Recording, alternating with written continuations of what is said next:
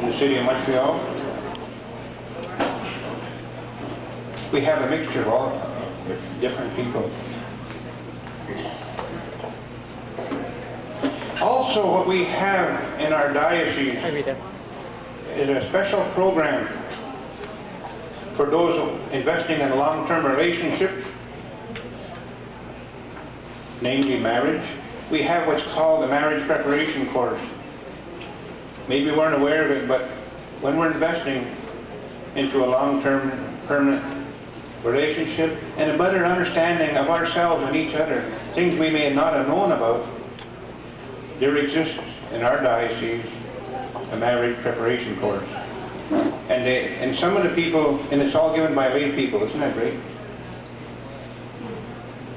And we have here Jeremy McDonald. He's on the, would you please stand, Jerry? Yes. Jerry McDonald also is on the formation. They have a formation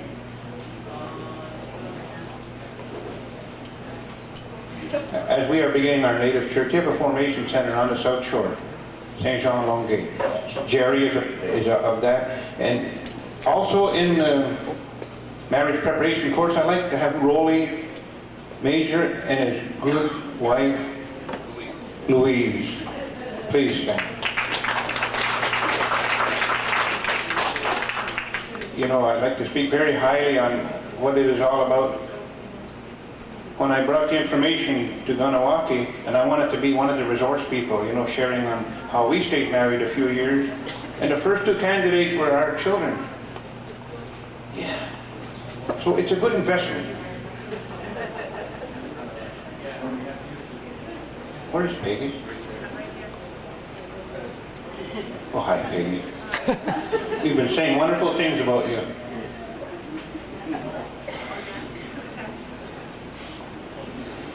With no further ado, we'll call upon Peggy Mayo to come and give you all the good news. And right after dinner, I'm going to call upon a representative from the United Church to tell us about their congregation. One of the elders, Doris. One, two. I need a healing of memory, so pray for me also.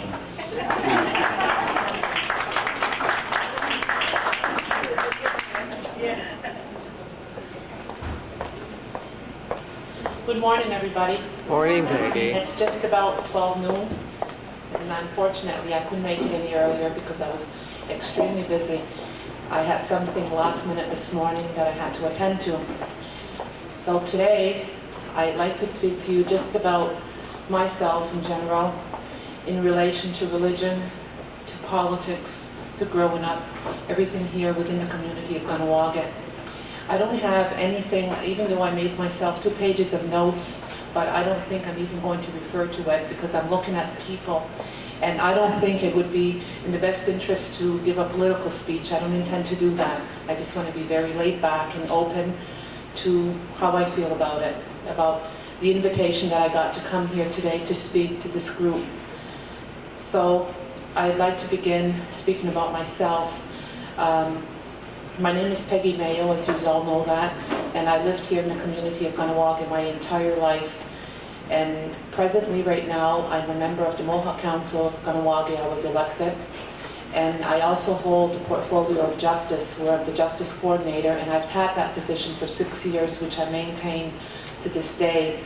And it's a big job, a very, very big job. It's very hectic, many problems. But I don't look at it as a problem. I look at it as a challenge. Every day is a challenge, because no matter what we do in our life, it's a challenge. Especially a woman, it's a challenge. And I'd like to go back to a little bit as to how I grew up in the community of Kahnawake. Some of the people here I can see are Kahnawake Ono, and I feel very comfortable seeing the familiar faces in the audience. When I grew up, I lived very close to the church, to the Catholic Church. In fact, it was 2 doors away from the church as a child. And I have to say, there's a lot of happy memories for me with that, because basically what we did was we used the church as a tool of play. It was a playground for us. The yard was beautiful. the flowers. It was a big hill down to the water, and we used to play tag. And sometimes our days of tag led right into the church, where we would be running through the aisles. Mind you, we never did anything to vandalize the church, ever. But we respected it. But we also loved it. That from the time I was about 4 years old, the church represented something for me, that if I needed any kind of spiritual guidance or whatever it was, I went into the church and I felt great. Even if I was all by myself, what I used to do as a child, and I don't know if there's any priest around listening to me, but when I was a child, I used to go into the church about 4 or 5 years old, and I had the freedom to light all those candles without paying for it. And I used to go there, and they had those long the wooden matches, long, that you use to light up a fireplace today. And there was nobody in the church, just myself or my brother or one of my cousins. We would go in and we would go to the Cattery, where the Cattery Memorial was, and then up to the front where they have a memorial to certain individuals, and we would stand there and light every candle. And then we would make sure the coast was clear, and once the coast was clear, we would go into the back and start lighting up candles there. Until one day, they caught us. And it was very funny, because all they did was tell us that we shouldn't be doing this because it could cause a fire, etc., and whatever. Well, at the time we were kids, we didn't really realize what we were doing. But even after that, we used to go there often. Up until we moved away from near the church. I was like 11 years old when we moved, and being brought up Catholic and going to a Catholic school, we were always in the church constantly. And to this day, the prayers are almost like, it comes to my mind like how to say good morning and good night to people. I remember that, and to this day I use it. I use it in the form of crisis, when I feel that I need it for whatever reason. If I have an argument with someone could be screaming at me, but really what I'm saying to them is maybe I'm telling them to really get lost. But in spite of that, I always use the prayers, and I feel it's very important to me. And then I moved away from it when I was about 13, 14. I just didn't go back to church. I had no reason to go back. I felt that I had enough as a child, and I knew everything there was to know about religion, so I didn't go back. And then as I grew older, and I got involved in the issue of helping people, and I started working with people from the time I was 20, and now I'm 38, and I've been working directly with people and trying to help people at all times, in crisis, domestic disputes, whatever the situation was, until I became a court worker in 1980. And from that point on, I worked directly with people day to day. I basically never had time for myself. I worked 7 days a week. I was on call 7 nights a week. It was very, very difficult. But I always felt back to the basic thing that I was brought up with, was religion. That I always had that as my savior. To some degree, I had it. And then sort of I moved away into the traditional, but not being a traditional person and not knowing what it meant. I didn't know anything. And I still don't today, to say that I would be able to go into the longhouse or into a traditional form of government and be up to par with everything. No, I would have to learn from experience. But one thing that I think that is the most important role or key that I have learned is that part of my position as being a council member, last Christmas the council was invited to hand out the bread at the midnight mass at the church, and it was the first time that I had been back in the church for a Christmas Eve service from the time I was about, I would say the last time I was there was when I was 12 years old, and I just couldn't believe how beautiful the ceremony was, mixing the old with the new. And I was totally amazed at Deacon Ron Boyers, how he presented himself in using forms of the traditional system with the burning of tobacco and using the sacred feathers in all directions that I had started to see in my role as a politician. And I was totally amazed at how the people respected it. And I was the reasons why I guess I was so amazed is because of our community of Kahnawake, is we're so divided in some sense in the area of justice, in the area of politics, even in the area of religions. There is a division here and there. And I had a hard time to sit there without feeling very emotional as what I was witnessing. And I thought that it was one of the most beautiful ceremonies that I had witnessed, and to think that it's right here in my community of Kahnawake, and I hadn't experienced it for a number of years, from the time I was 12 years old. So I felt very happy with it, and I actually couldn't wait to get out of the church. I couldn't wait for the service. I didn't want it to end, but I couldn't wait to get out so I can rush home and tell my mother what I had just witnessed, and my family and my friends. And afterwards, when the church ended, it was before midnight, and I took some bread with me to go and give to my mother right away. And I sat there and I was telling my mother how beautiful the ceremony was. And she says, well, that's not the way it used to be when she used to go to church. It wasn't like that. It was strictly all religion, A to Z. That's all it was. And she was very amazed that it changed to that degree. And I'm looking forward for next year. So that's basically what I wanted to talk to you about in that sense.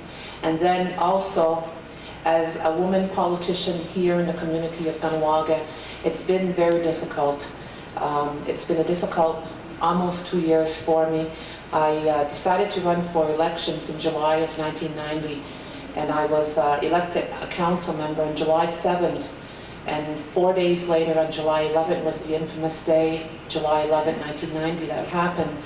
And I had thought, when I ran for council, that I would walk into my position as a councillor by my feet. I never thought for a moment that I would be thrown in head first. And once I was there, the first couple of weeks, I actually felt like I was drowning, that I didn't know what to do. Where will I go? Who will I speak to? What's happening? Everything. And yet, in spite of everything, I firmly believe that I had made a major decision in my life.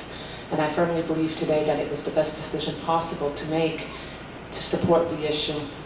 And I firmly believe that as women, that we have to stand up and fight for our rights. We have to fight for our rights in all aspects. We even have to fight in the home. I'm a single woman, so I don't have anyone to fight with. But I also know that with women, you have to fight right into the home to assert your assertiveness in the house, in raising your children, in running your home the way you see fit, not the way your husband tells you to. And it's in everything, from the home to the family, to the workplace, to everything. And I've worked in a male-dominated society my entire life, but I've never really let that get to me. I always said I was equal to them, if not supreme. And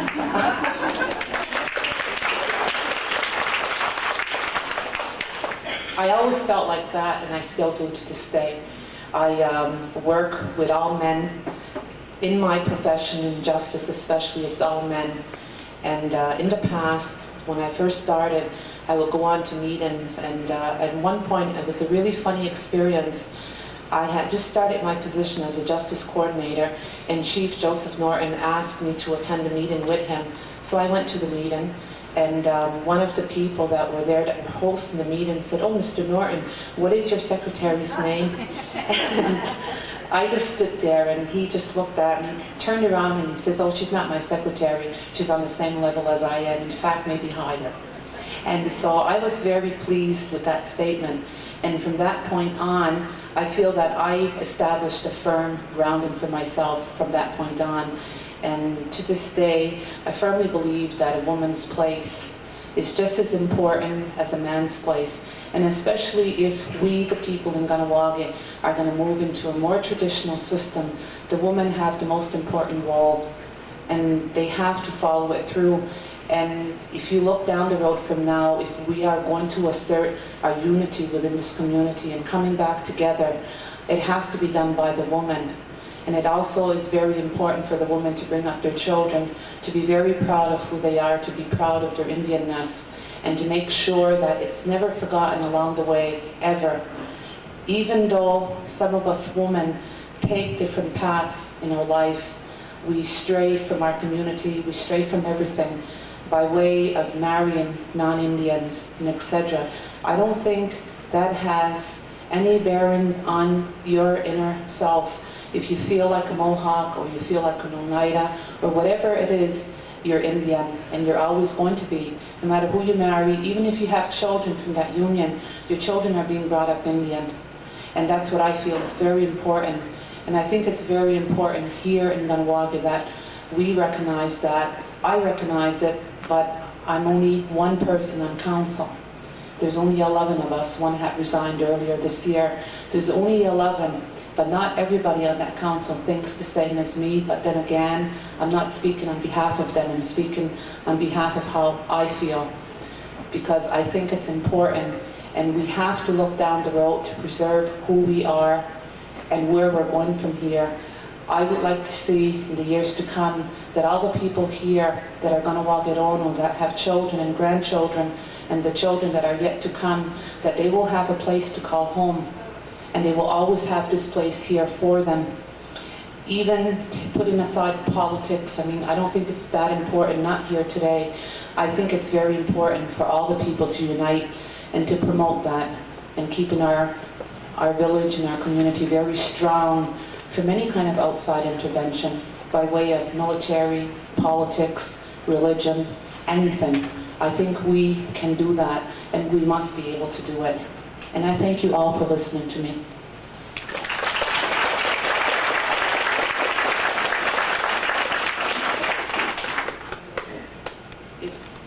If anybody has any questions, I'll be more than happy to answer it, because it's 10 after 12, I still have time.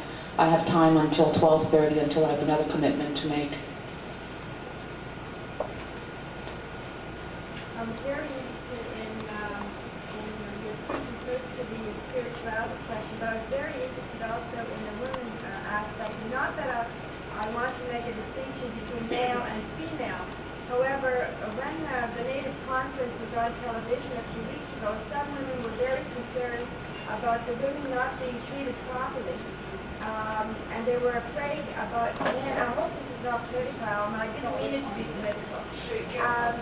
It's just that I'm very concerned about, I wish we didn't have to fight for our rights. I wish that we could just be, accepted as human beings, as individual spirits without gender first. And I was wondering, to what extent was this fear that some of the Native women leaders felt, where they felt they had to get protection, that their men wouldn't protect them in their own communities.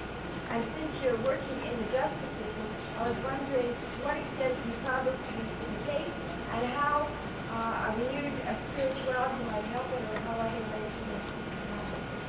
Well, I think that question is very important, because I myself followed it as well, and I have been following the issues on the constitutional reform for years, ever since it came about, when they first recognized the natives, going back to 1981, when the first ministers, 1983, when the first ministers' conference was held with the native people.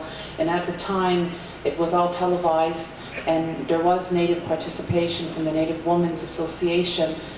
And then now, when you come to 1992 with the new constitutional reform, what they're working on, and the women want to have direct involvement, and they want to have a seat at the table, I think they should have that seat.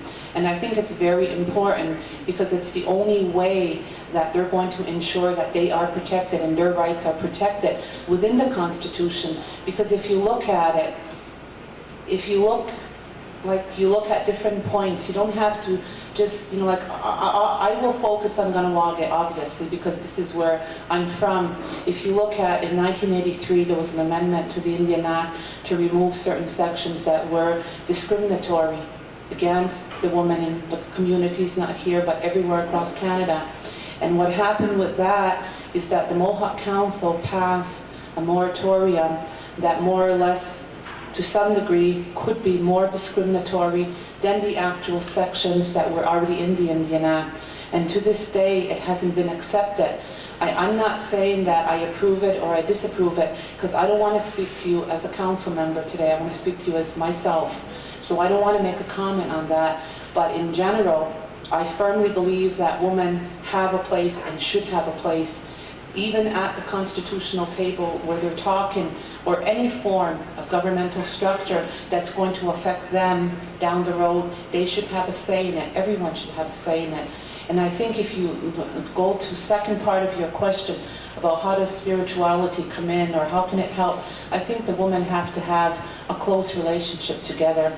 And they are associations. There's a Native Women's Association.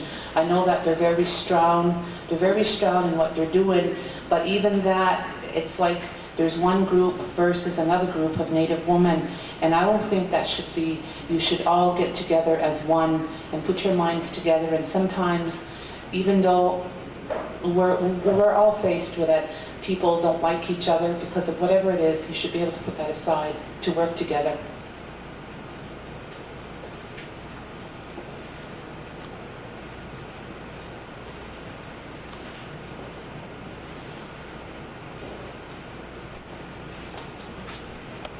Listening to me, and I'm very happy to be here.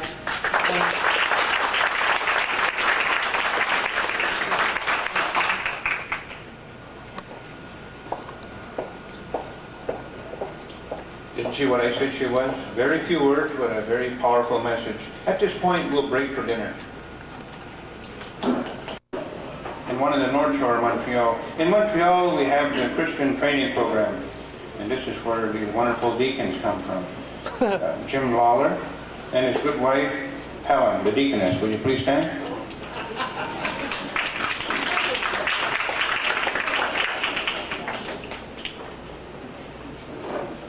Jim's wife, Helen, is one of the ladies auxiliary of St. Mary's Hospital, and that is also where Jim does his ministry, a part of his ministry. They're from the parish in Dorval of St. Veronica, that's right.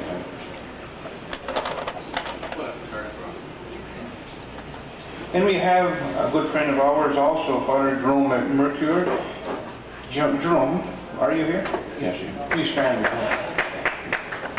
Jerome is the parish priest of Our Lady of Queen of the World and also of Our Lady of Fatima. So he has a full-time job. And on the south shore we have the School of Formation. We have Jerry McDonald. That short fellow over there. Would you please stand, Jerry? You can hardly see him. And we have Rolly and Louise Major. They work here, Louise? Yeah, stand there, please. He has a wife too. Up here, Louise. You stand for Louise? But you also stand for the School of Formation. And we also have Kevin and Maureen Torpy. Kevin's that great big guy behind the camera.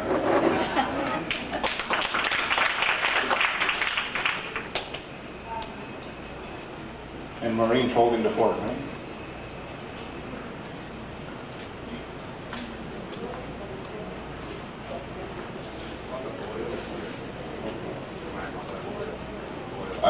We have also Father Boyle from Aguasasmi.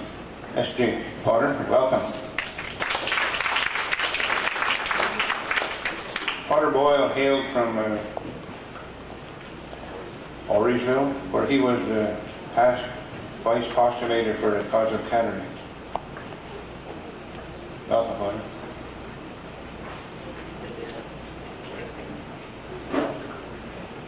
And also, like I said earlier, we also have our United Church elders. We have Doris. One to her. Please stand. Please stand, Doris.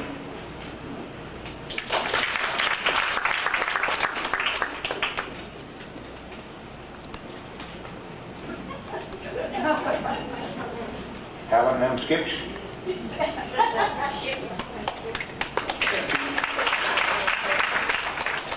And last but not least, Josie Horn.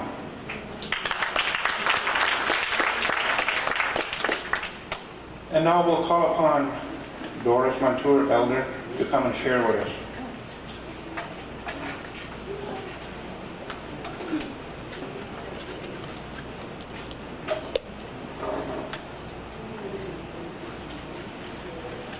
Don't be afraid, because I have many books.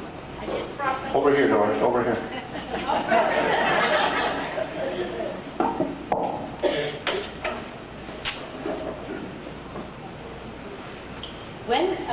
they were talking about the sweet grass and all the other things that they use for the ceremonies, I thought of this book that we're using for our Lenten Bible studies. And it is written, it says, Stories and Prayers for the Christian Year from People of the First Nations. And what is nice is that I know a good many of these people that have written about their experiences, and they've added prayers, and they're just beautiful. So I just wanted you to see that we also believe in the sweet grass, the drums, the feathers, the cross. In fact, we have joined the All-Native Circle Conference, the Great Lakes Waterways Conference. We're no longer with the Montreal Ottawa. We have 3 conferences across Canada, Plains, and then the Keewatin and the Great Lakes Waterways. So now we meet, and we always meet in a large circle. There are about 40 to 50 people. In fact, just in March 6th and 7th, we hosted at the United Church Hall some 40 people, mostly from Ontario and Quebec. And we always sit in a circle, and it's true. You feel comfortable that way. What happened was, in 1973-74, some of the churches in remote areas throughout Canada felt kind of isolated, because some of the ministers that used to come maybe came once a month just for baptisms and communion. So in these churches, they never wanted to close them down. So always there were the elders who were in charge. And sometimes this went on for months. Finally, they decided, some of the younger people and older people felt the call from God, the Creator, and they decided then that they should have centers, native centers, where the ministry can be taught. So now we have 3.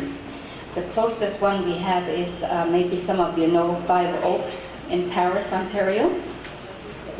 These are where most of the people from the East go. They take a 5-year course. Now, some of these people are not young. Fortunately, we are having younger people now. We're happy to see them when they're in their late 20s and 30s. Before that, we had some in their late 50s. What they did was they took the course. They went several weeks at a time to these native centers, and then they had to go back to the churches where they were interested. In fact, it helped a lot because the older people still couldn't speak English. So if it was a Cree person, well, he would go back to a church where he could speak Cree or Ojibwe and so on. And this was working very well. At this time, we have 22 in the ministry. Every year, there are 5 or 6 who are being ordained. And I have seen them. From the beginning, I used to go to the meetings, then my husband was very ill, and for some years, I couldn't go. Then when I went back again, I was so pleased to see the ones that had just started at the time, or it must have been 5 years, so sure of themselves, such wonderful people, able to talk and make themselves well understood, and they're so loving. These people are spiritual. You can just feel it when, they just hug you and kiss you when they see you. They're so happy, always. Now, as I say, when we have our conferences, we always sit in a big circle, and the first thing they do is they do burn the sweet grass. and we all have a part in it. It's a very spiritual thing. The very first time, I was awestruck when this happened because I really felt an inner, I guess, a good inner feeling, a spiritual feeling. And so I think the sweetgrass burning and all the things that the Indians used are good. And we certainly should use them. One of the things I thought I'd bring out, this is, by the way, the Great Waterworks Conference logo. You can see the pipe, the cross, and the feathers again. I just want to read to you what they call themselves in the counselors. We don't call the person president. The person who's in charge is called the speaker. And then they have councils of healing, councils of learning, council of sharing, council of respect, the leaders' council, and the youth council. So these are all people who meet together and discuss the difficulties, and they get help from each other. One of the things the United Church does, we go to communion. We have communion and hymns in Mohawk and English at our own local church. And we've had World Day of Prayer, where we have everybody come together. And it's been a very happy affair. One of the things that they worked hard at was to ask for an apology from the United Church for the difficulties, people had. And they were given this apology in 1983. So you see, we've been busy too. Thank you very much. We'll go into our panel discussion. Sarah Hasselfluck, is she here?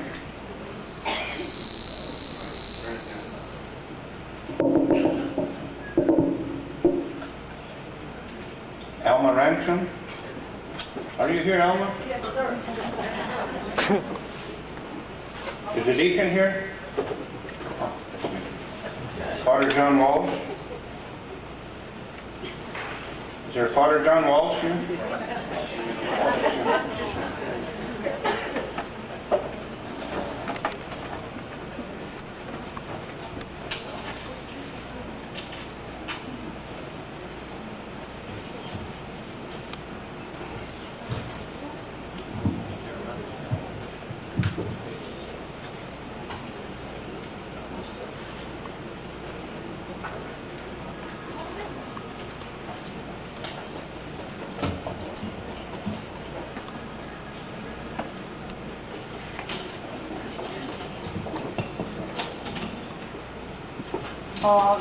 Nekini tuoka mujoline namtaka te nyama toste jini yutti ya vekuna hota ne sangwari wa jini yuttune ne kisotuko tanu jinwa niamo jini yamo jisa ki pari hu stane kanyo ke ha yutta de la di hui saksnak te no tnak ke gori ko no no gele joti tutti tsani tune tanu luti una tsani kanyo ke ha ka tanu ne tuna ke no tutti yaksu ta so ne kia oliva ne chi tsuti to kote jinya de kuna ho de jinya ho di wa se ke pues pakko tanu ne kaluyo to chi ta we chi sa ke wi tonight wa yele ne se to sang pari wa chi pues takka we kuni suwa ni yo suwa kisu akoi kuna sa ne utka te nya ndaste nuwa Uma on isala te nuka ja kan veta kan heja se.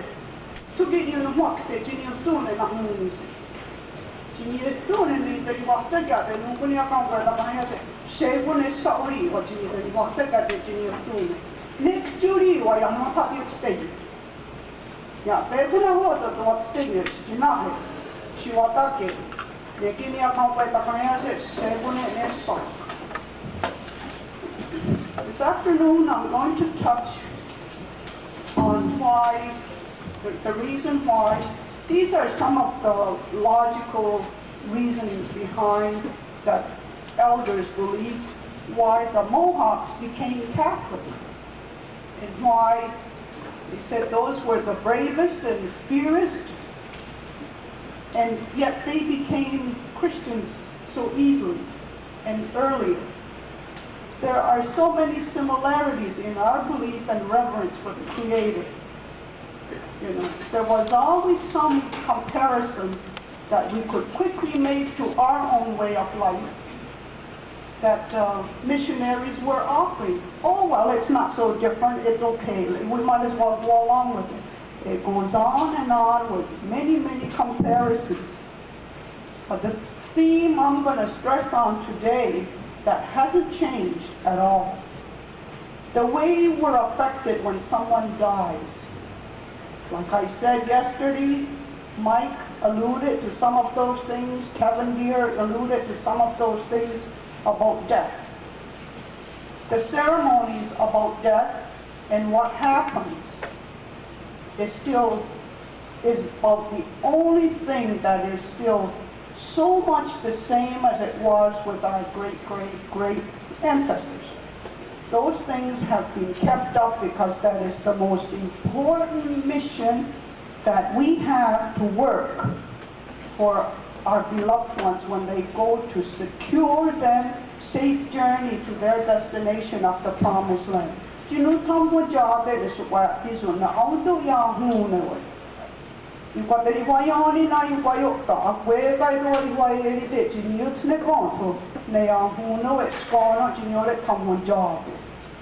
we have a very strong obligation to do certain rituals that people just take for granted. It's a way of life. We do it all the time. I will touch on some of the things that they have done. I'll give you just one example about in the longhouse, we have seating arrangements by clan. A lady asked about the clan, and a gentleman asked about the clans, if clans were in charge, how things would be. The order, there was order, there is order by the clans. People sat by clans in the longhouse. You belong to a certain clan, you belong in a certain section, the visiting area is one area. You had two doors, one for the men and one for the women. Funerals, they come in one door and out the other door. They all had significance. Remember when I said, as the sun goes from the left and the sun sets, those motions are very important in these ceremonies. And it's still the same way. It's still done that way. If you will notice, the churches that are Indian reservations, most of them now have one door that's closed off because it's not in use. When they built the churches, there's a main door over there, and there was always a door on the right and one on the left. To say, well, our church also has an east and a western door. But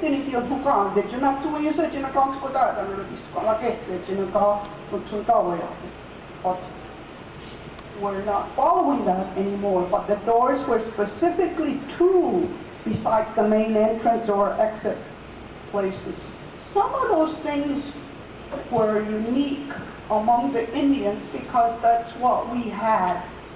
And the missionaries spent a great deal to accommodate our beliefs as well.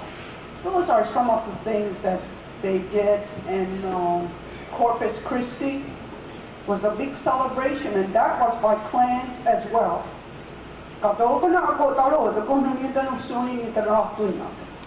Those were by clans as well. We don't realize those things were happening because it's us.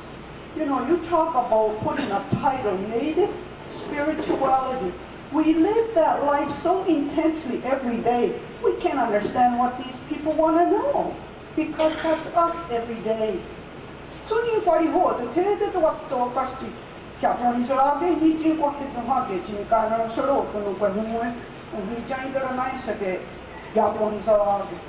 Thanksgiving is not in the fall.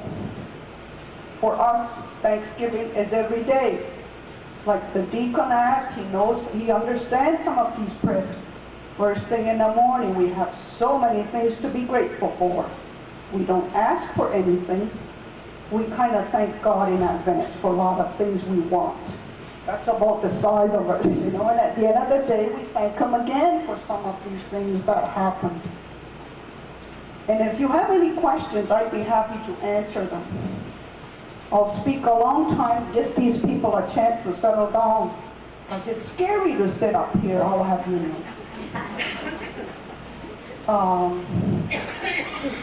Okay, I'll deal with death, because that's not a favorite topic almost in any circle. But this is based on the people that have lived in the time when the Creator would send messengers whenever something was confusing the people. Kevin mentioned about when the first time they had a death. We go that far back to make sure we understood and where that person is going. We came and we're here temporarily, and now we're gone. It's a simple way of life. I don't know if that has anything to do with the high rate of suicide, where people are not afraid to die. I don't know. I'm not in authority to answer any of that question, but life is precious. We're not that, you know, we're not jumping in to go. We have our reason to be. There's a reason why we're here, and we better find out why we're here. And if it means a little pains now and then, it's our job. When we lose a loved one, I'm sharing this.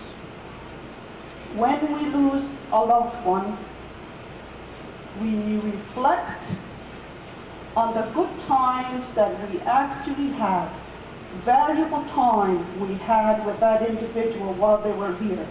We reflect on that. And we deny ourselves the sorrow of not having that person anymore. It is their time. It is their time. They're now going to be getting ready to go on a journey. I'll give you a comparison right now. The way things are in our land when someone dies. If the person dies, their circumstances are questionable. We have a coroner that's going to say, well, we must have an autopsy. Those are the laws of the land. Those are the laws of the land. Sometimes it's 4 days before that person is waked. In the traditional, in the old way, and before embalming and all these laws had come in, that's health reasons. We don't dispute that at all. It's the time that is crucial here. I go back to the time when the messengers had visited us to tell us more about death. And the elders decided that it is so far, the promised land, you can't sneak over there. You can't bribe anybody to get to the promised land. You can do so many things, but you can't reach there without certain guidelines, steps, and necessary rituals to get there. I am not telling anything out of school. I respect the traditional way. I respect all the systems that I am aware of. They all have their wonderful reasons. I have visited many other reservations, and this thing is so similar that you can go anywhere and present this, and they'll understand, it'll have significance. Those elders decided that nobody would ever be able to travel this long. The date was set, the time was set that it would take 10 days by travel. In those days, surely there were no jets, there were no rockets. We haven't seen people visiting the moon in those days. And it's beyond the heavens where the moon is. We're very much in we identify with the moon a great deal, as you've heard the last few days, that it would take that long. Now, you imagine somebody taking a trip that long, what size lunch that person would have to take. You imagine yourself going on a journey for 10 days, that you would have to take a mighty big lunch to get that far. You think of that. It was decided that the family, the friends, would, in a ritual, would eat food, not miss any meals. We are eating on that person's behalf.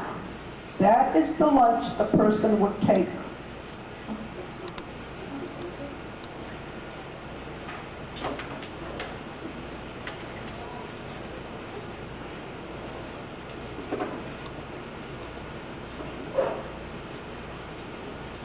Sorry for the interruption. I didn't realize the cameras were on. Anyway, we're talking about the Creator's plan. It would take that long, so the more that would come would be fed. It was important to bring sufficient supplies for people to eat. That's why those of you that have never been to an Indian wake can't get over that these Indians, they're so poor, they don't do anything else but eat every chance they get. I have heard people, wealthy people say, no wonder those Indians are so poor. They spend so much money on wakes and funerals. I hear undertakers say that. The most expensive funerals are the Indian funerals. They spend volumes on foods. Say, at our funerals we don't do that. We have one service, call-in hours, and that's it. We have a funeral, and the funeral taker takes care of everything. Well, it's a simple way to do it, and it's their choice, I'm sure. But the reason why is to make sure that a dish prepared that is the same that everyone else is eating will be set aside, that this person normally would have eaten if his physical being was there. His soul is still with us. Kevin mentioned something about warmth, something about aduhetsu, that's the life that's inside that will live on forever. The soul, he named many things, is still with us. It hasn't, as far as we're concerned, it hasn't met its maker yet. We believe that that soul is still with us, and we have to do those ritualistic things that will help that person go on, get sent to the promised land. Now, we're talking again 10 days. Follow me now, follow me. That it would take 10 days. It doesn't matter when the funeral will be. That's not going to change anything. From the time that person died, if the person died 1 o'clock in the morning, 1 o'clock the next day will constitute 1 day, whether it's 1 minute after. It is determined when will be the 10th day. A person, it's a family director person that will determine when did the person die and exactly when is that 10th day going to take place. We will have on that day, as it was mentioned when there was a funeral, that favorite foods will be had on the last day of prayer, that we still do. On that day, we will have foods that that person liked in his or her lifetime. We will have those foods, and it's on a Daga word. It's part of the Irquine culture, or when we set out the meal, we set out the foods for people to eat. You take the amount you can finish. So at the wake, when you are given food, if you can't finish it while you're there, take it home. Finish it some other time. If you say, I'm full, don't refuse that food. Because of that ritual, You can eat it at another time when you will eventually get hungry. That's important because of that belief that the food structure, because of this long journey, it's far-fetched for some people, but we do believe. And on the 10th day, we try not to be carrying on because we're encouraged not to be crying and sad and distracting the soul that is getting ready for this send-off. Not to distract that soul by crying. We've had our good time, good days with that person when they were here. We've had our chances. Every day is the last day. We've had our chances. Don't be crying. Don't be carrying on because it will distract that person. On the 10th day, when the person has gotten ready, all the rituals have taken place, we give them a send-off. They will no longer be thinking of this place where they're coming from. It's a farewell, if you can call it that. But so they won't be thinking of home or be concerned about their people. We've made all the arrangements that could possibly detain them, and we send them off. They have a target to go to. You remember somebody, Kevin and Mike mentioned about the narrow passage they're going to get through sometime. When they arrive there, when they meet the Creator and says, what are you called? What are you called and what clan are you? What clan do you belong to? Those are the two things that you must answer. When you answer and he asks you to come across this path, if there is crying back there and there is concern back there, you're trying to hold them back and wish they would come back, it's distracting and will miss their target. So that is the thought I wish to share with you. We still believe that. Now, when the church came and we wanted to hold these ceremonies, we wanted to have this 10th day thing, well, I don't think it was misunderstood, but the thought that, well, 9 days is close enough to 10. And who knows really when does that first day begin or end anyway. So 9 days is close enough, and 9 days is known for novenas. The church gives novenas. You pray without breaking 9 days. You've completed a novena with plenary indulgence. The Pope gives plenary indulgence. Fine. So we've been doing those together. We've been having the rosary said every night. The family get together every night. On the 10th day, we still lay out the food. We still have those very same ceremonies. The other things have changed a little bit, but that brings us right back to reality when we lose somebody we love. And it's been like this for more than I can remember, and surely you can understand how far that dates back. That still exists. We have both. The meals are still the same. We feed the foods to the people in the ritual.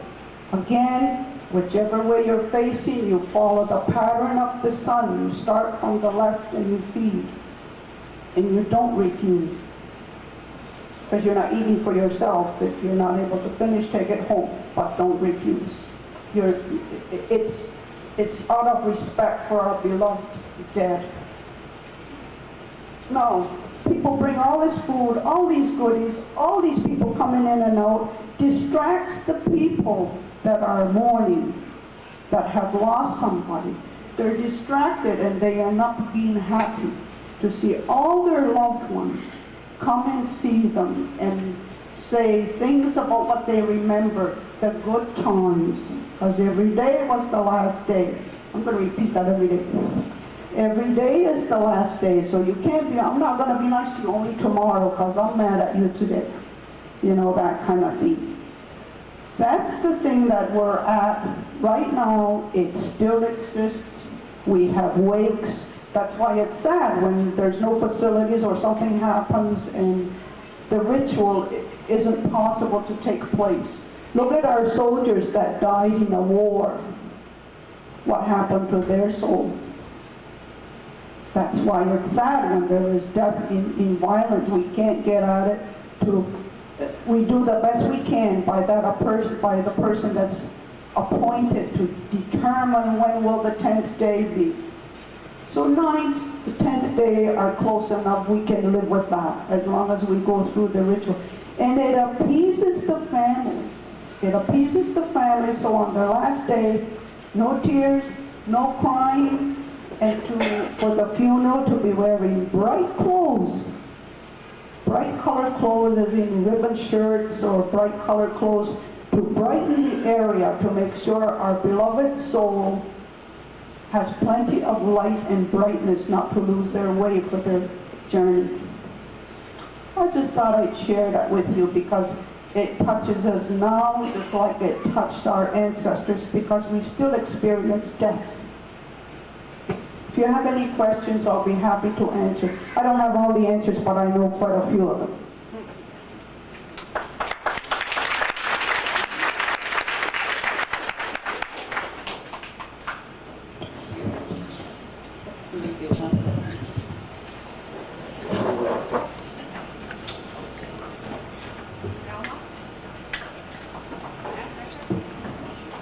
Yes? The States wear bright colors. Why are we States wearing dark colors at that time?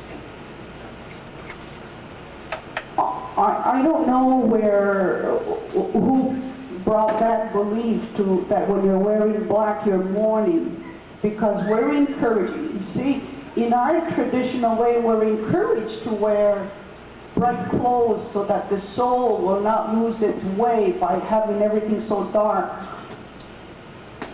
That's all I know. I don't know where the dark clothes came from, you know, except that it looks nice. Well, when a person wears red, I'd say, but all of the person wears red, it's so awful of the different color red.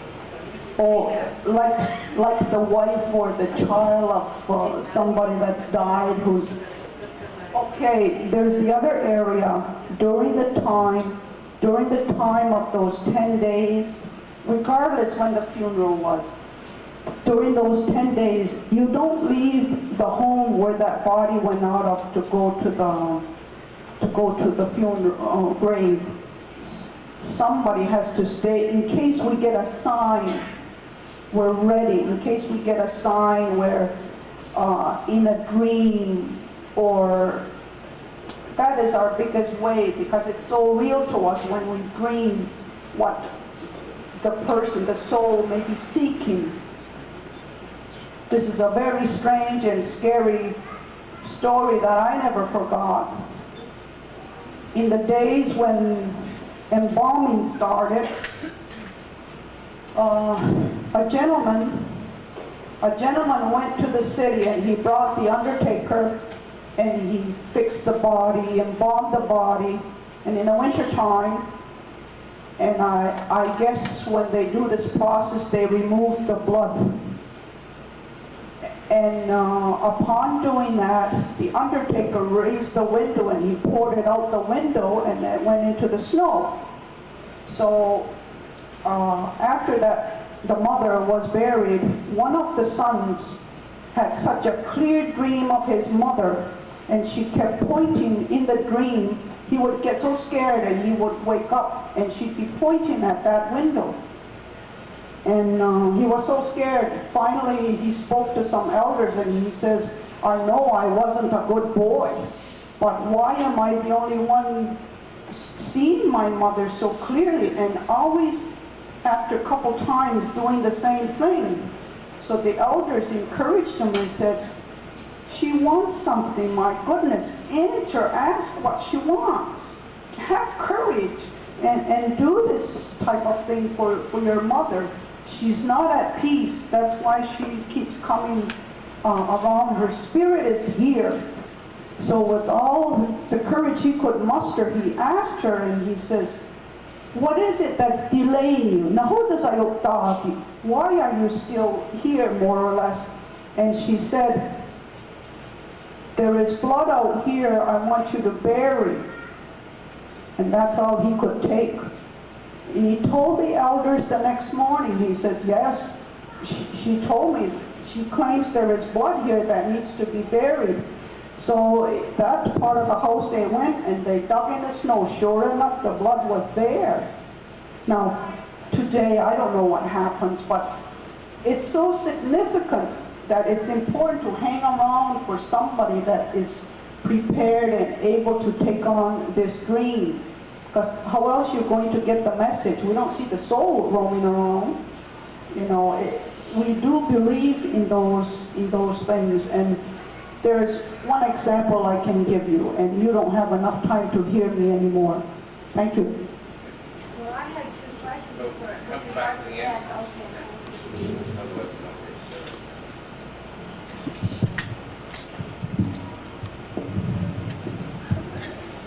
Second. There you go. Before we start, I'd like to call my friend Mr. Steele, who's my daughter from India, and he was supposed to be up here on our panel with us.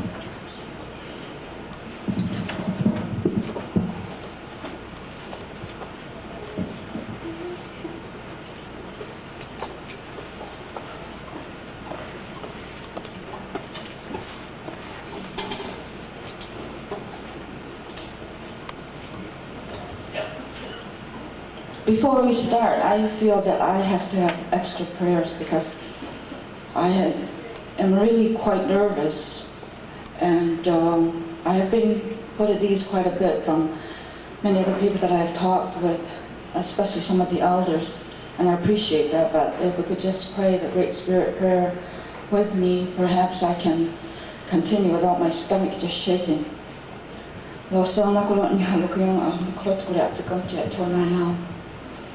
O Great Spirit, who's soul of my soul, I adore you. Enlighten, guide, strengthen, and console me. Tell me what I ought to do this day, what I should say, or what not to say, and command me to do it.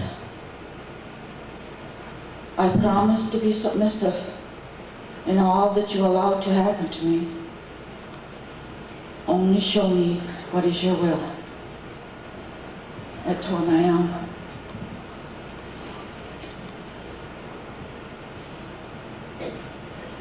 My name is Sarah Kahnawake. That translates little peacock. This is the name that my grandfather, Dihandungo, Joseph Monroe, gave me. I know many of the people that I have met here for many years didn't recognize me, but I cut my hair. I know some of the ladies came by and said, "We're so surprised. Precious ladies from Kahnawake choir that we have worked together so many years in the past didn't even recognize me." Father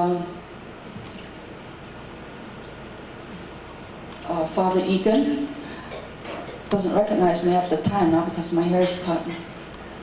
And Father Levine, I think. Father Levine. I have always been Indian, Mohawk. I was born at the Akwesasne Mohawk Reservation. And you know where the Itisotas is located? That road, about 1/8 of a mile, 1/4 of a mile down that road, there was a house on the right-hand side where that road was nothing but woods at that time. That is where my grandfather, Joseph Monroe, lived, and that is the house where I was born. I have always been Indian in that grandfathers raised me and my 4 sisters after my parents had separated. And I've been rich in my culture only because of that I was raised by my grandfathers. I have a friend in Syracuse, New York, who is 70 years old, and I don't know how many times she says to me, "How can you know all this stuff about Indians and about our culture?" When I was born, only 1,000 feet from where your grandfather lived, and I don't know any of this stuff. I always tell her it was because I was brought up by my grandfathers. And it was grandfathers who told us about all the stories about our people. But grandfather was also Catholic, both my grandfathers. My grandfather on my mother's side was Basil Baji, Anak Dahawi, Sandi. So when you go home and visit, what Vera Gorak was asking to visit Snai, you see all those Sandis. Every one of them is my relative.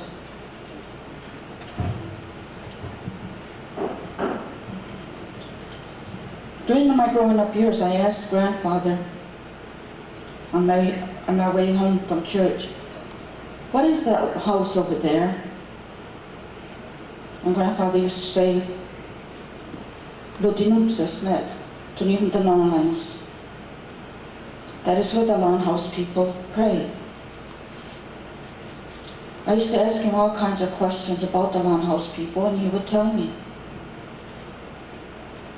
And he would also say, but you're a Catholic.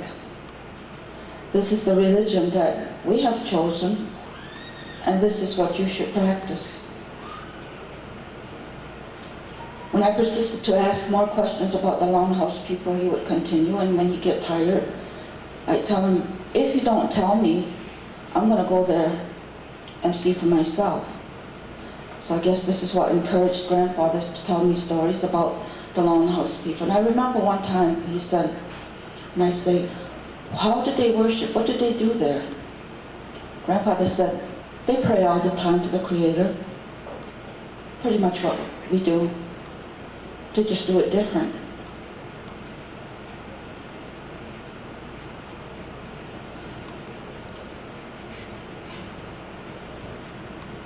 I think one of the most difficult times to talk about is when you're talking from the heart.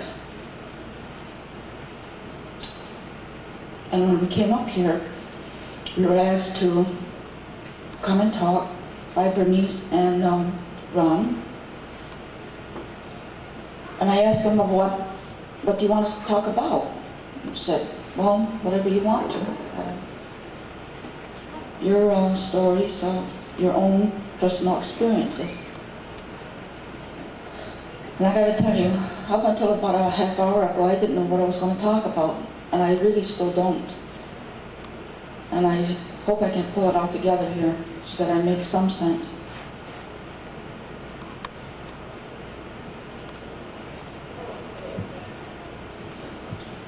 I was born on the 14th of October and I was baptized on the 15th at St. Regis Church. I've always been Catholic.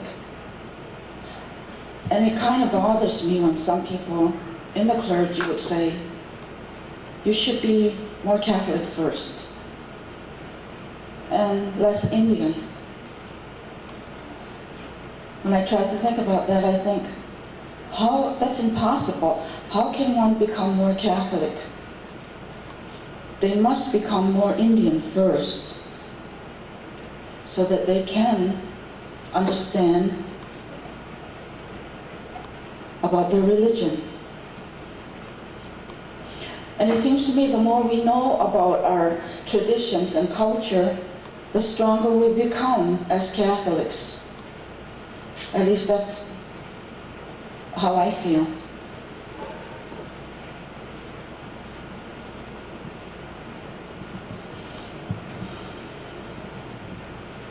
I admire some of the speakers that were up here that seemed so all together and were able to speak so eloquently.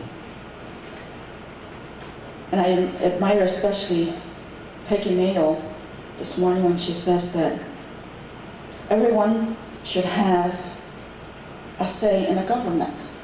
And I agree with her about that. But I also say that we should all have a say in the church too. And lately, I have been struggling with the idea of clergy who do not seem to want to, but this isn't all of them, there's some, who do not want to help us become who we really are. And that's Indian and Catholic too. I think that until the time comes when we can combine both and really know for sure what we are, then we become the leaders of the church, the true leaders.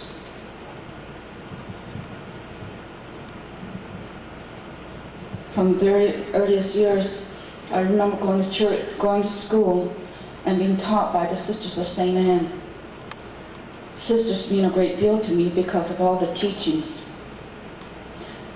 Learning my traditional ways from grandfather, I couldn't wait to get to school, so I can hear more stories that the sisters were telling about the Son of the Creator, Jesus Christ, who is the center of all our Christian faith. I couldn't wait to get to church every day for the start of a new day and the start of a new story that Sister Mary Bernard would tell us about the times when the Son of the Creator was on this earth, and who actually lived with men, and who had recordings of the non-Indians that came to tell us this fantastic story, had recordings in this Bible. I envied the people that lived in the time of Jesus and were able to be with him. In fact, I saw Sister Rosalind last night, and she promised to make me a little doll, a replica of Sister of St. Anne, because just as much as I am Indian, I am Catholic too. And those are things that mean a great deal to me. About 3 years ago, I've started to realize that just as there is politics in the government and everything, I began to discover that there is just as much politics in the church as there is any place else. And I have just started to be healed from this, because it really did a number on me. The people you looked up to and thought they were the strongest and teachers, and they're the ones that are strongest that you could look up to,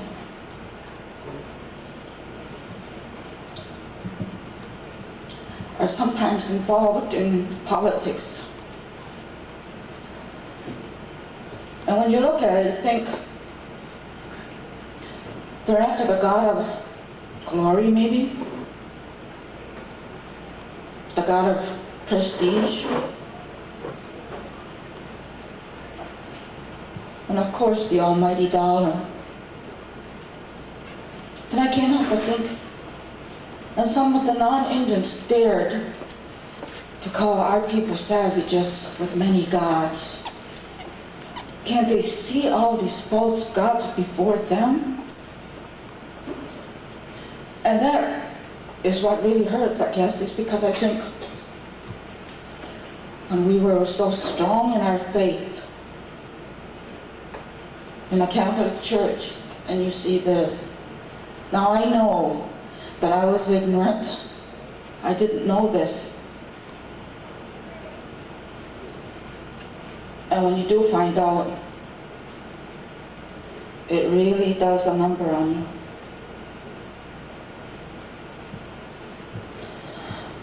From the earliest years, I can remember identifying with the Gakuita. The first time I met the Gakuita was when my grandfather, who would pray 1 hour before he went to bed, and 1 hour he would sing hymns.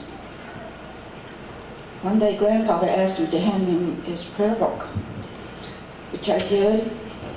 And as I handed it to him, I let go too fast, and his holy pictures fell out of his prayer book. And as I proceeded to pick up the pictures, I realized there was a picture of an Indian girl there. And I said, "Grandfather, who is this Indian?" And that's when he started to tell me about the And at that time, he told me, I asked him what does the word kadili mean? He said, that was Catherine. I said, well, what does the kakuita mean? Grandfather smirked a little bit, and he used to always be in a rocking chair. He started to rock. And he said, he said, the kakuita, I guess, used to have bad eyes after the smallpox epidemic. And her habit of walking and bumping and bouncing off everything, that's why they called her the kakuita. She who bumps and bounces off things. When I try to tell people that this is what Grandfather said the word meant, you'd be surprised at how many said, don't tell the white people that's what it means. It's better the way they have it. So that's been a battle with me. I started telling about it. And not until our second bishop, Bishop Shapur, at the close of the conference, he said, the kakuita means she who stumbles into things. He says, isn't that a marvelous image for us? We bump into many things. We struggle to know who we are, our place in the church. But as God used Los Carlita Kakuita, poor gifts, and make them something wonderful for God, He uses us in our stumbling and bumping into things, and can do wonders. After our bishop said that, many of our people said, what a wonderful way to describe the Kakuita's name. And after that, I've had no objections in telling the story of the Kakuita's name. But it took our own Native American bishop to say this, before many realized that the truth is the most important thing. As we travel around, we see that the spiritual leaders, everyone has all kinds of spiritual leaders, and this is what we're looking for too. Because we know that our own spiritual leaders are, their preaching and their words are more powerful, it seems, at least to me. And everything I'm saying is my own opinion. It is not from somebody else's. When we go to the National Kakuita Conference, we have these different liturgies. And I find that when the priests, the deacons, Eucharistic ministers, all Native Americans up there having a celebration, I can't help but think, Grandfather, can you see this? I remember one deacon's celebration where I looked up in back of me and looked up at the bleachers and I saw nothing but Native Americans. And I looked on the altar, there was a Native American bishop on one side of the altar. There was deacons, Native American deacons in the sunlight circling back at him, and then the Native American priest. I can't begin to tell you what that did to me. And I found myself thinking at that time, grandfathers, can you see this?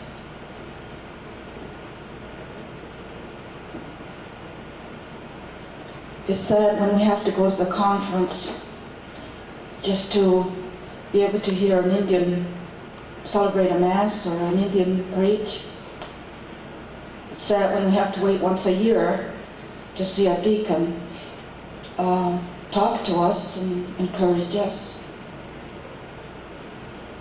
I don't think many people realize that as many preachers and priests that we've got, there is nothing like having one of your own get up there and preach. There's nothing like it. And I think that the non-Indians that are here, we need everyone's support in our transition in this church. And I think through your encouragement to the religious leaders, and you telling them and helping us. Because we need to be freed from the clutches of those who want that last power and control, that few, the power that's left. There are some who think that Native Americans are not ready to take the leadership role in the churches. And it surprises me how there are still some of them out there. And if we're not ready in 500 years to take leadership roles in our church, my God, when are we going to be ready? We're ready now. We were ready 10 years after Christianity was here, had the Catholic Church began to train our people to take the leadership role. Sometimes it seems as if we're not going to get it. We're going to have to fight for it. And before I came here, I was fighting. I was just tired of fighting. But with the encouragement of all the elders and all the people, I'm going to go home stronger from your wisdom, from your sharing.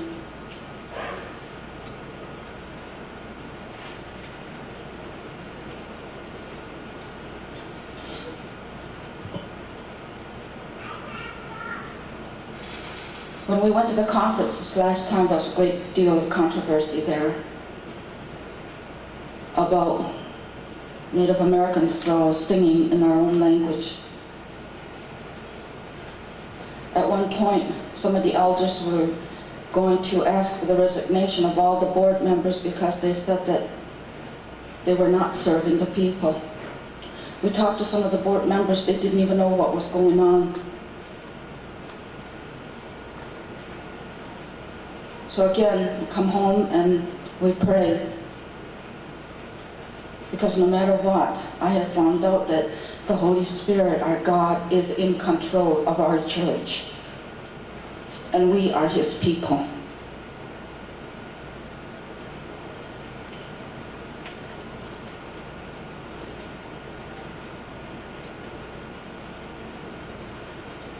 When I went to school, the Sisters of Charity gave me a picture of the Kahnawake. I've always been involved in promoting the cause of the Kahnawake. And it isn't because I wanted to. And I think today is going to be the first time where I will take ownership, because this is the place that the Holy Spirit has placed me. And I believe everything that happens to us is providential. It is God who's in control. Just like the Bible says, that includes when we stub our toes. God knows about it.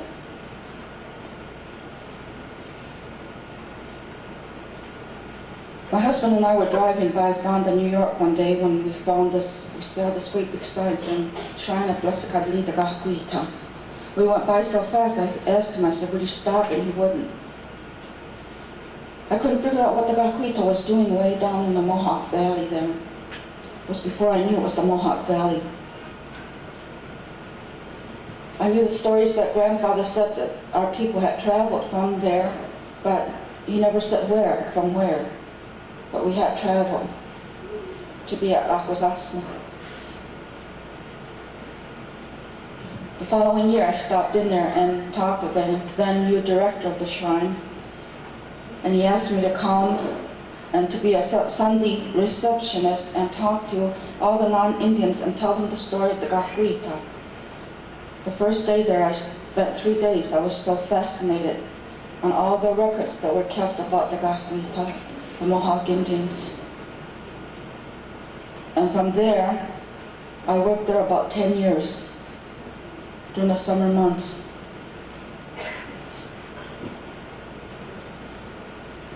After the Kahnawake was beatified, Father Ronald Schultz no longer was the director, so I thought, well, that freed me. I don't have to go back there for a while. And I was away from there for a few years. But I'm slowly going back down there again to try to help the people down there. And it's fun because I get to meet all kinds of people from every walks of life. And I get a chance to tell them the story of our beloved saint. It was quite surprising when I learned that she was not canonized. And I guess most Native American or most Mohawk thought that. We always knew she was a saint. I was one of the Indians that was fortunate enough to go to Rome, Italy, when the Gakuita was beatified. I was one of the Indians, the Mohawks, that was most fortunate to be able to go up to the Holy Father with a stole that I had made for him.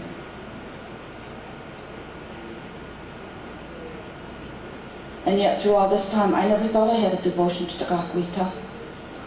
All the years on my way home from Fonda, I used to complain to the Blessed Mother, why always me? You have hundreds of other Mohawks, why do I always have to be up here? And I used to always be praying that I didn't have to go back, because that was quite a drive. But when I went to the Vatican and was able to witness the Gakuita's beatification, that made it all worthwhile. I complained all the way, but once I got there, I could see what it was about. I used to think that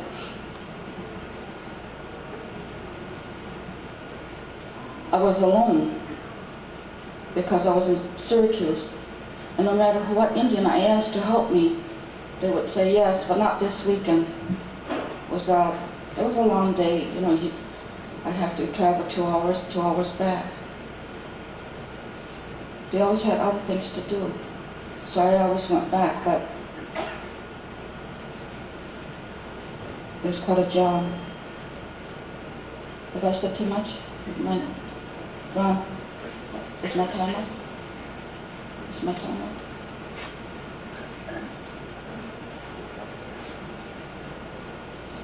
I just want to finish by the struggles that we as Native Americans have in our Catholic faith. We need your help. We need everybody's help. We need to be allowed to be Indian and Catholic at the same time, those of us who are Catholics. We need to be allowed to do our sweetgrass or whatever prayers we want to say in our language or in English, but we need to incorporate more of our customs and traditions within our faith. When you become, I guess my feeling is that when I become aware that I've been talking, I think I've said enough. Thank you very much.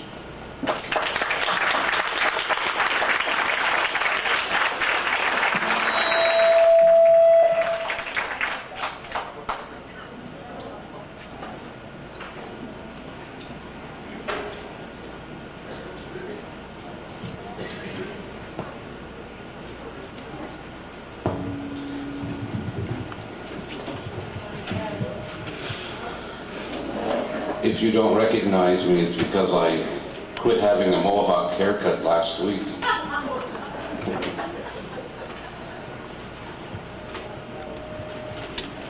If we could, just for a few moments, oh, that's a terrible microphone.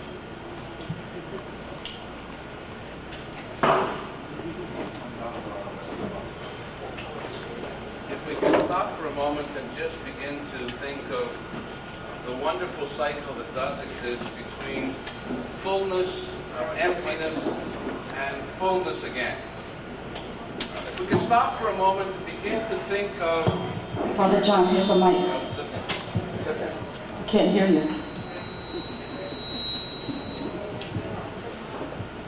If we could stop for a moment and begin to think about the cycle that does exist from fullness to emptiness and to fullness, I think for the first time we would begin to understand who the Creator is, who we are, and who the Creator is. If we could picture in our minds for but a moment, and that's about as long as we can picture, the incredible fullness of the Creator who has everything, or she has everything, that the Creator in the fullness of being Creator wishes to share it in an emptiness that is called the human being. And I hate the mic. It's that emptiness of being a human being that recognizes that in me I don't have enough on my own to be alone without another person. And some days that leads me to recognize that I have not enough, but that the Creator in His or her fullness gives us enough. And so the tree doesn't remind me of the tree, it reminds me of the roots, it reminds me of the branches, and it reminds me in biblical imagery of even the mustard seed, and we know how small that is. That if our faith is as small as the mustard seed, one day it will grow to be the tree in which the birds come and nest, and in which we find our shade.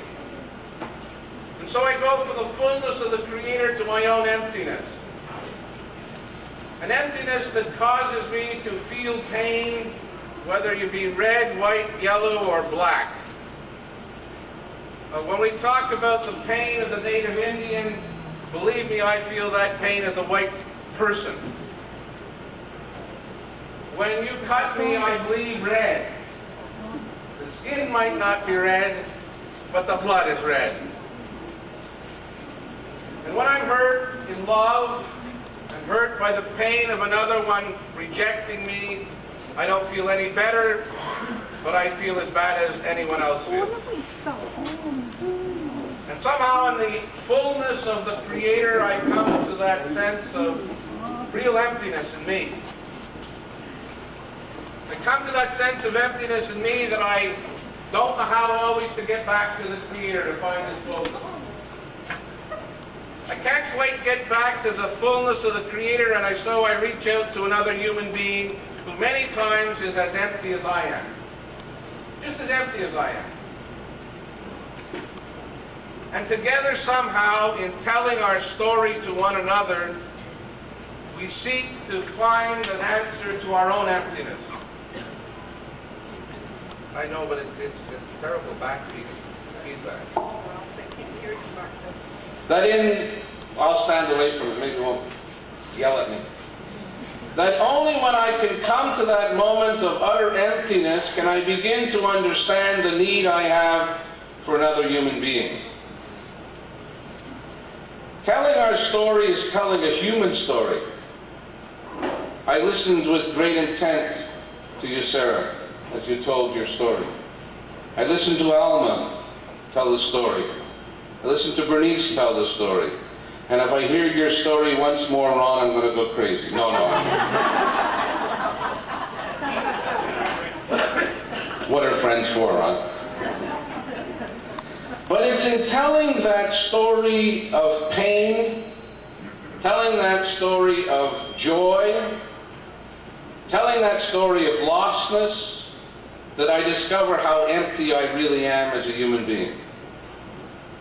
And I don't like being empty. I don't like being unloved. I don't like being rejected. I don't like that sense in which I come to another human being and express that emptiness. I would much rather be on top of the world and full and say, I've got all this to give to you, and I really have nothing to give, but I have so much to gain. There's so much to gain.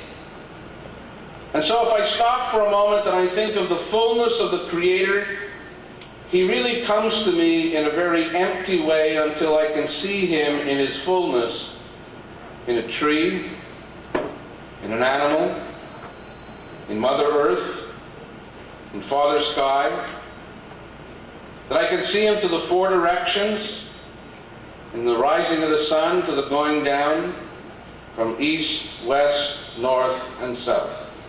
And yet I'm still empty. I'm still empty because it is only in returning that emptiness to the Creator that He begins to come to me in His fullness. And then I have something that is not mine to share. And it's only when it's something that's not mine to share that I can truly return it to the Creator and His fullness. On a wonderful day not too long ago, I had been invited by Ron and Sheila to go to Milton McWatch's ordination.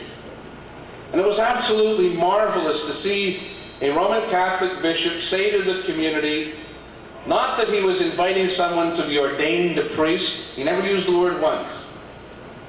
He said, I am calling forth from among you someone that you have anointed, and I am calling him and asking him to serve his people.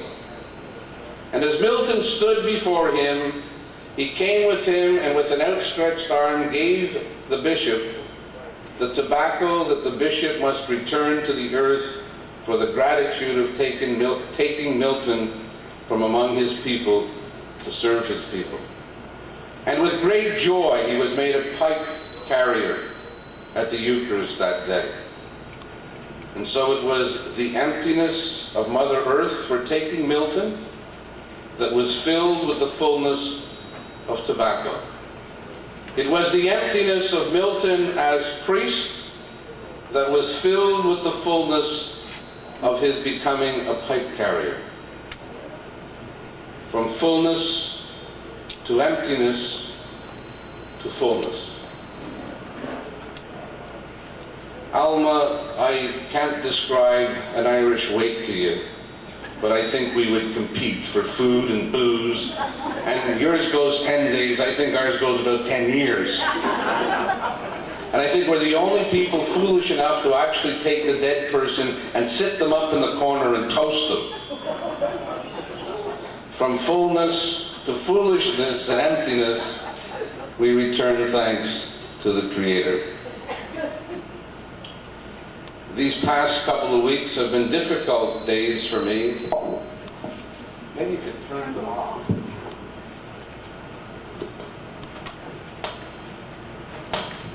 We'll win eventually.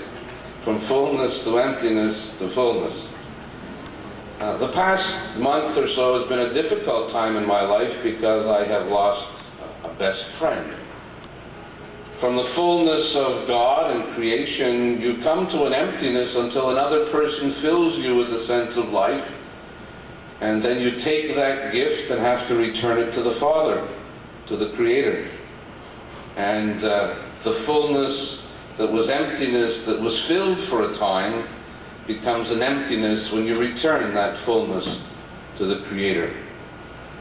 But there is no greater experience in this world, none, than that another human being say to you, I am willing to give up everything for you.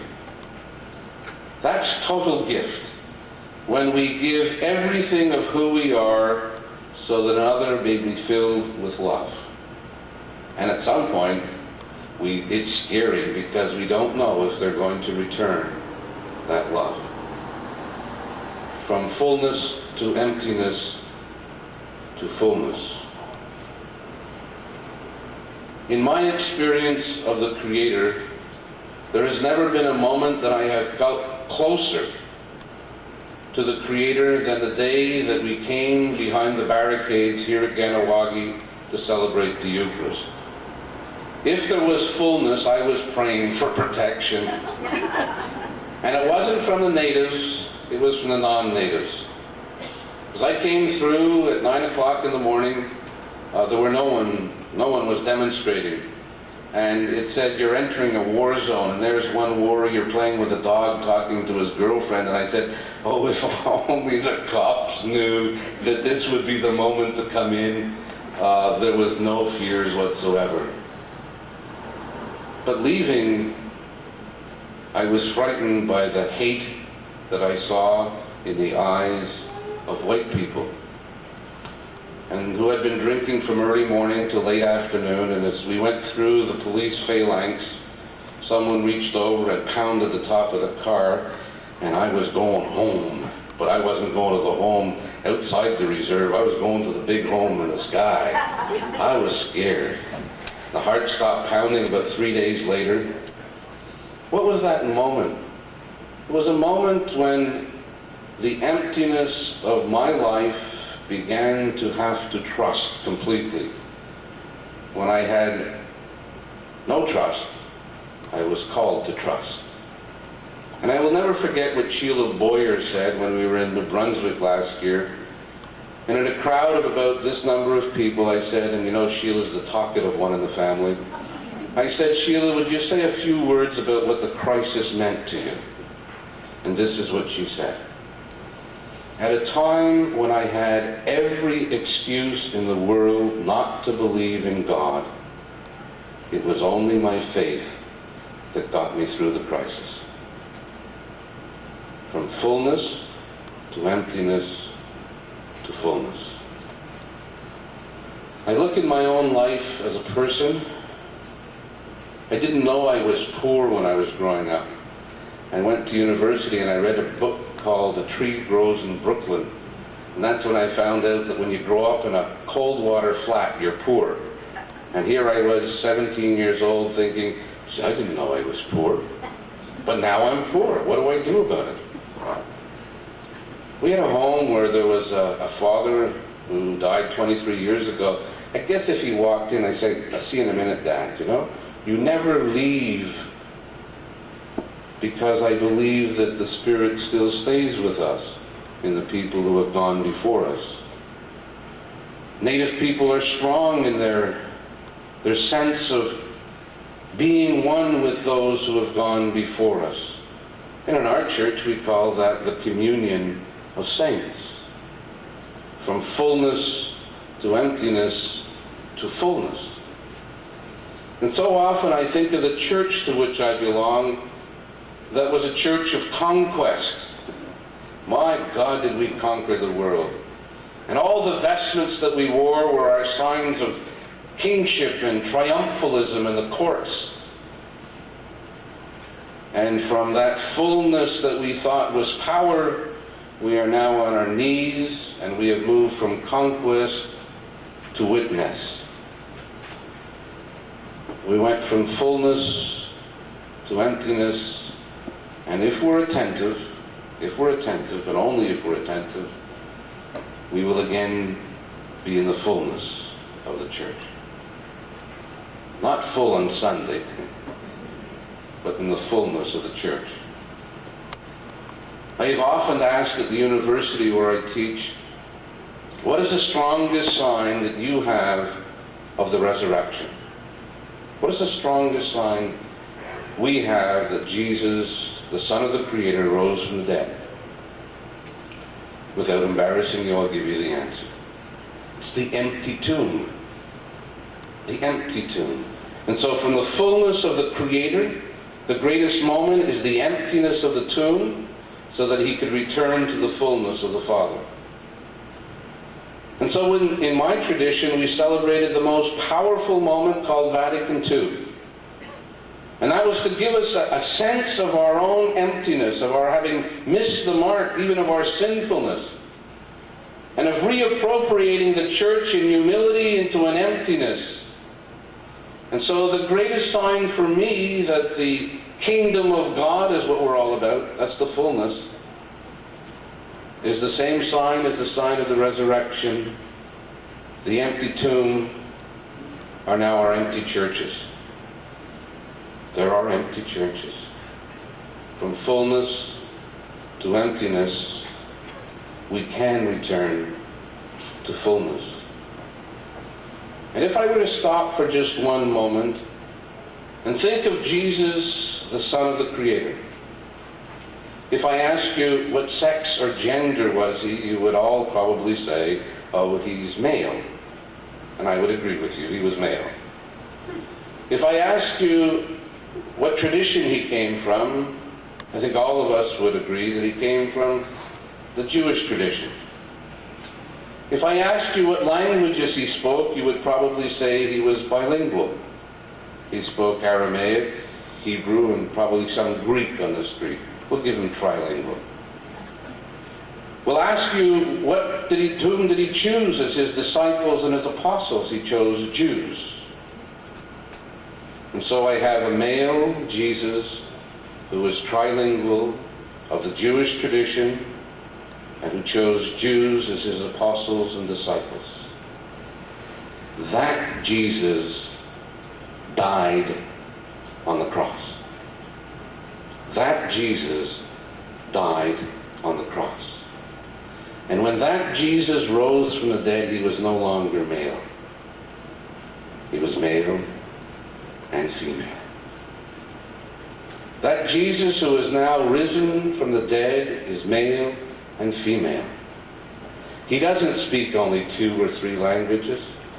He speaks English, he speaks Mohawk, he speaks French, he speaks every language of the world, and he understands them all. The Jesus who died on the cross of the Jewish tradition is no longer of the Jewish tradition. He is of the white traditions, he's of the red traditions, he's of the black traditions, he's of the yellow traditions, and we have to be proud of them all. And he no longer chooses just Jews as his disciples and apostles. He chooses Mohawks, he chooses whites, blacks, and reds. He chooses traditionals, he chooses United Church, Anglicans, and Catholics. There are no barriers for his fullness if we return to our own emptiness. In our emptiness is our humanness. Our humanness. Our humanness is empty. You know, one of the wonderful things about being Kahnawake, one of the wonderful things is that you are brothers and sisters by blood. By your Mohawk birth, you are brothers and sisters. But as a white person, I cannot be a brother and sister by blood. I can only be your brother and sister when you call me brother. And as a Christian, you can only be my brothers and sisters when I say that you are my sisters and brothers. And I now can return from this emptiness to the fullness of the Creator. Is there a place for the Mohawk in the Catholic Church? Is there a place for the Catholic Church in the Mohawk? I would say that the difficulty that we have is that we don't want to recognize our emptiness. The emptiness of my life without sweetgrass. The emptiness of my life without the prayer to the 4 directions. The emptiness of my life of not knowing enough of the traditions. The emptiness of my life that I am not a Mohawk. You, and you alone, can fill my emptiness and let me thank the Son of the Creator. Ronnie mentioned it last night. I will repeat it. It is in the fullness of who we are that John Paul II, standing here in North America, in Canada, addressing the native peoples, said, "In you and through you, Jesus is Indian. In you and through you, Jesus is Indian." And so from the fullness of the Creator, I come to the emptiness of my humanness, and I return it by nyawa to the Creator. The word we use in our church is no different. It is still nyawa. It's a Greek word called Eucharistio, which means thank you. We call it Eucharist. We call it the Lord's Supper. We call it our Thanksgiving. We call it nyawa goa. Thank you very much. At that moment, I begin to fill myself with what? Remember that the Lord Jesus said to us, seek first the kingdom of God.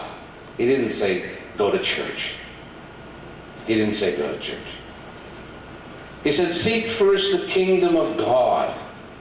And the kingdom of God is the prayer of the 4 directions and the 4 colors. That's what we have to seek first. And we come together as a church in our emptiness. And we come in our emptiness to celebrate a Eucharist, bread and wine. Why? Because I am convinced that when we say thank you, and whether it's at the death feast, whether it's at the festival of midwinter, whether it's at the false faces, whether it's whatever it might be, we are fed and we are nourished so that we can hunger and thirst for the Creator. So that we can hunger and thirst for the Creator. If there's no room in the church for the natives, there's no room in the church for me. But there will always be a place in God's kingdom for all of us. When we come together as His church, let us be proud, not of our divisions, because that's our emptiness, but let us be proud of He and He alone who can give us the fullness of life. I can't believe how apropos. Are my eyes there? Oh well, I'll do it without eyes here.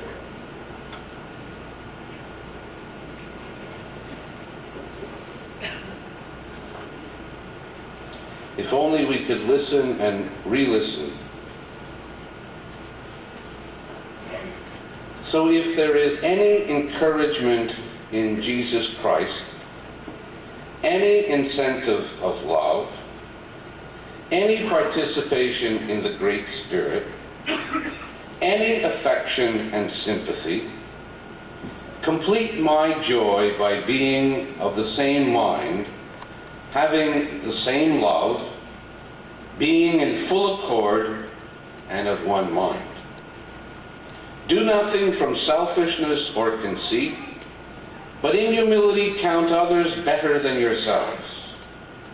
Let each of you look not only to his or her own interest, but also to the interests of others. Have this mind among yourselves, which was in Christ Jesus, who, though he was in the form of the fullness of God, did not count equality with God a thing to be grasped, but emptied himself, taking the form of a servant, being born in the likeness of the human being. And being found as a human being, he humbled himself and became obedient unto death, even death on a cross. And now, God has highly exalted him and bestowed on him the name which is above every name, that at the name of Jesus every knee should bow, in heaven, on earth, and under the earth, and every tongue confess that Jesus Christ is Lord, to the glory of God the Father. 2 Philippians chapter 2. If we stop then, if our God dared to empty himself of his Godhead and to take on human form, is it not enough for us as human beings to find fullness from each other and say to God, the Creator, Yahweh God? That's the end of our panel discussion. He's taken all the wind away. I think we're ready for a break at this point. Yes, Wouldn't y'all take a agree? break. Yeah. Good afternoon. Hi, Terry. My name is Teresa Steele. I was Mitchell, and I was brought up in Kahnawake, Quebec, which is north of Ottawa, on Algonquin. I now live in Syracuse, New York, and I'm one of the lay ministers that was ordained. Sorry. All right.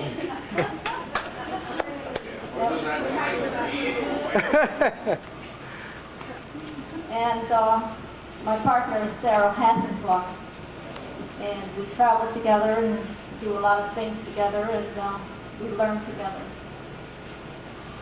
And I would like to start out by saying that I was brought up on a reservation, and I was always Catholic. And when people ask me about Native American spirituality, I really don't know how to define it or what the fine line is.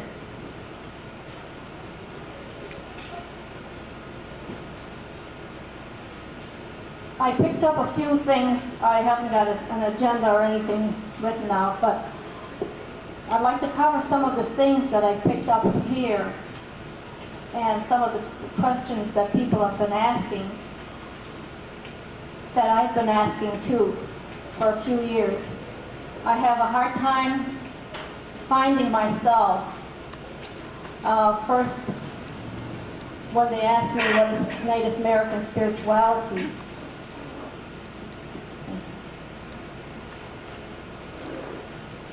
I sometimes feel that Native American spirituality must be something separate when people ask me this. And being brought up in a Catholic home and not much in the ways, traditional ways, I felt I've lost. I must have lost something as far as Native ways are concerned.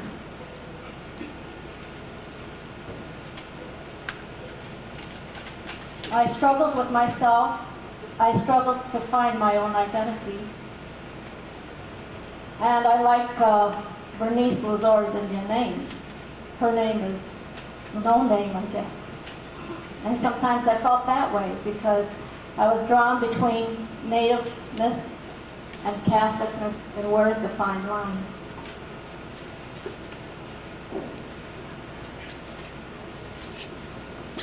When I was growing up, I always struggled with this being Catholic and being a sinner. I thought I was the greatest sinner that was on this earth. Everything was a sin. I should obey my parents, honor thy father and thy mother. And if I didn't feel like it, I had this guilt in my heart. I didn't like what my parents said, or I don't agree with them, or if I had to answer back under my breath, I was a sinner. And also going, as a child, going to confession. I didn't know what that was. I knew I had to confess my sins, but what were they? And at 10 years old, or whatever time was to go to confession, I had to go to confession because I was a sinner. To be receiving, to receive communion, I would have to go to confession. I think that I grew up with these things in my mind, guilt-ridden. And that took a lot of spirituality out of my life.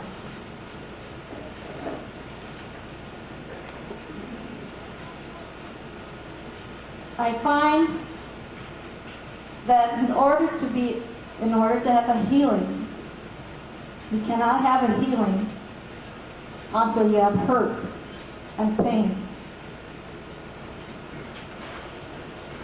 And my hurt and pain was growing up and not being given direction. Like I was taught all my prayers and the things that I have to do. Go to confession, go to communion, don't do this is sin, and don't fast back, that's a sin. And I was robbed of a lot of spirituality and not being explained to, at that time, more about our saving and loving God.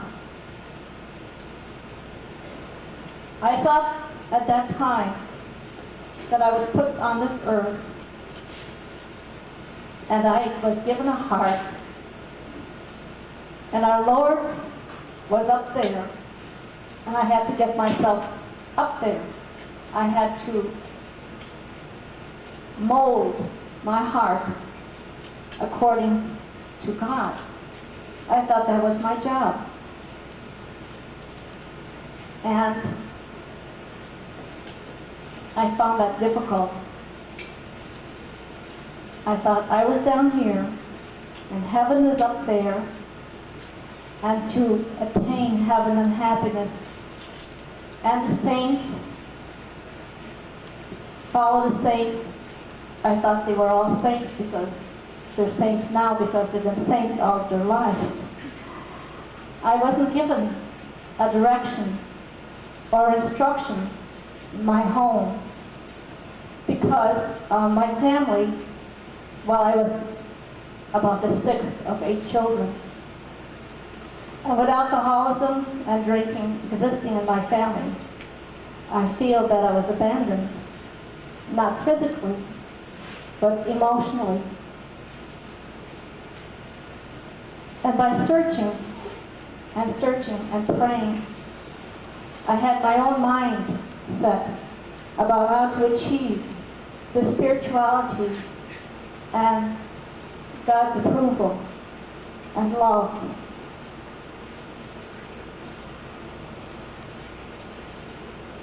And I continued to search because I love God. I love Jesus and I love Bible stories and what He stands for. But I thought it was according to my merit that I would achieve His love.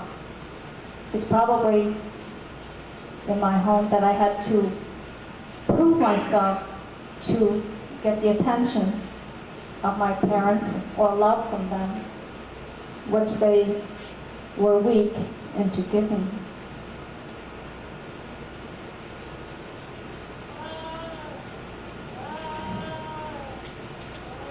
I was also thought that to place a lot of trust or respect to the priests, the religious. I always put them in high esteem. And what a letdown it was for me at some time after I became more involved in the church, because there was a period in time where I didn't go to church, those formative years, teenage years, the way you drop away from the church, everybody does at a certain age, and then come back when there's a missing link still existing.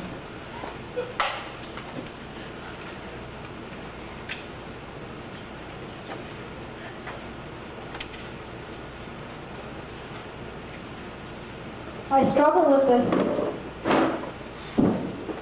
thing about keeping the religious in high esteem. I became a lay minister quite a few years, about 3-4 years ago, and working with the priests and respecting them like I was thought. I found that they let me down quite a few times. I know there is a shortage of priests. I'll just give you one story for one thing that really hurt me.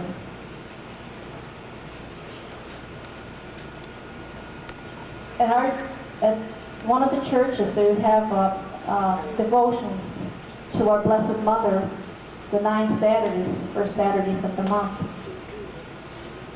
And I used to go to this, and then I left and went to one of the conferences. And when I came back, they told me they no longer had the service on the first